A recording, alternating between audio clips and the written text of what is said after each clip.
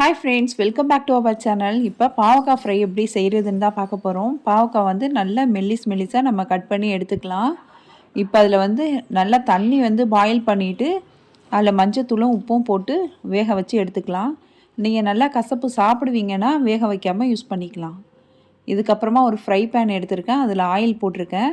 நம்ம எந்த அளவுக்கு பாவக்காய் எடுக்கிறோமோ அதே அளவுக்கு வந்து வெங்காயம் எடுத்துக்கணும். நம்ம வெங்காயம் அதிகமாக போட்டு செய்கிறப்ப பாவக்காயோட கசப்பு வந்து நமக்கு அவ்வளோவா தெரியாது, டேஸ்ட்டாக இருக்கும். இப்போ வந்து வெங்காயத்தை வந்து கொஞ்சம் நம்ம வதக்கிக்கலாம். கொஞ்சமாக உப்பு போட்டு நம்ம வதக்கிக்கலாம்.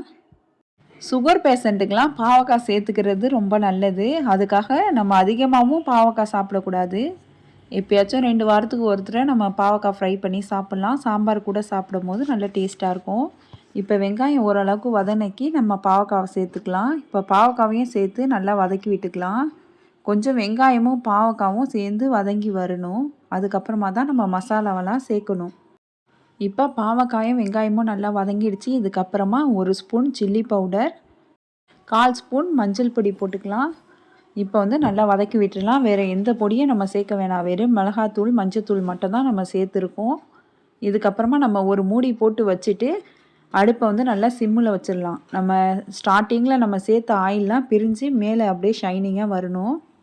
இப்போ ஓப்பன் பண்ணி பார்க்கலாம். இப்போ நல்லா ஷைனிங்காக வந்திருக்கு.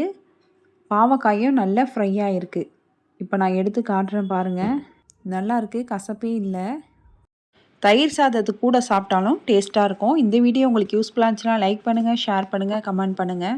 மறக்காமல் சப்ஸ்கிரைப் பண்ணிவிடுங்க. தேங்க்ஸ் ஃபார் வாட்சிங்.